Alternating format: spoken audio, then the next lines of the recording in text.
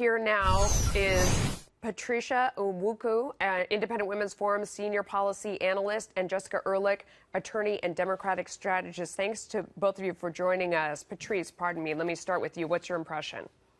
Wow, this was powerful. Hearing from Judge Kavanaugh himself, I mean, at times he was so emotional and broken because of the severity of the impact of these allegations, but he was also very forceful. And I think what was interesting was that last exchange with Senator Dianne Feinstein, when he talked about the reason why an FBI investigation in this case, would not have uncovered come to the conclusion that they're expecting, number one, and number two, that he has been ready to testify for the longest time, and it's been her office, Democrats, and even the accusers' lawyers who have played a gotcha game of pushing back the timeline. So it was very powerful. It was also powerful to hear from Dr. Ford as well. Yeah. Jessica, what was your impression hearing from each of them? I mean, because this has really come down to a question of impressions. I mean, it's not an investigation at this point. They're just hearing from two sides of what they have to say. Who do you think, did they both seem credible? What was your impression? Certainly, I think they're both credible in their beliefs and convictions, and it makes it, very difficult. This isn't a trial. This is not a criminal hearing, even though there's prosecutor Ms. Mitchell who's giving the questions.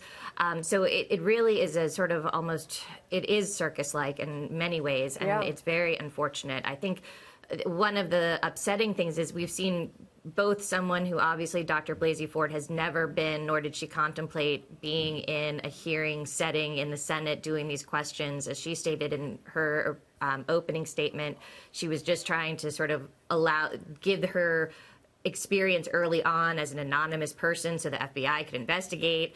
And then now everything that's transpired, the hearings that are going on, I don't think this is changing necessarily anyone's minds. The unfortunate thing is that, we're now seeing even more partisanship coming into even and out of the Supreme Court nominations speech. And I think that's very unfortunate because Supreme Court nominees were supposed to be dealing with a nonpartisan lifetime post here, and it's now devolved into a situation 40 days out from the midterms where we're seeing, really, I think for the nation, Washington and politics at its worst. Yeah. Well, Patrice, talking about the midterms, I'm wondering if you think that Democrats, I mean, clearly they have a political goal, which was to delay the process, the confirmation process, to beyond the election, when they were hoping perhaps to pick up the Senate where they could block any nominee for the next 2 years. Do you think they've succeeded in doing that today?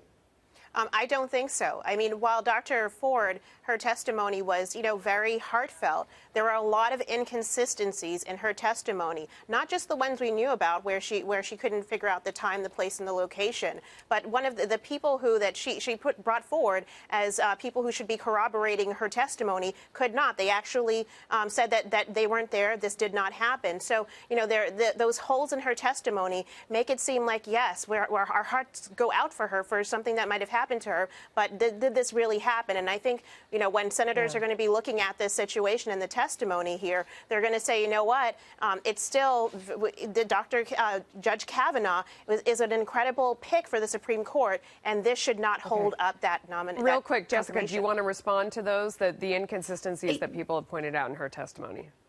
Yeah, I think it goes back to, Melissa, your initial point that this is not a criminal trial or a hearing, and neither one of these people really should be there to try to, change people's mind in that point and say it, because it's just going to be a he said, she said. That's all we're hearing today. And unfortunately, though, what I think has come out more, and I would like to see more, I understand that Judge Kavanaugh has been put in a situation that has been horrible for himself and for his family. But I would like to see more reserve from him and control in his remarks and the address that he's making that would be more in line with someone that I think would be the stoicness of a Supreme Court judge.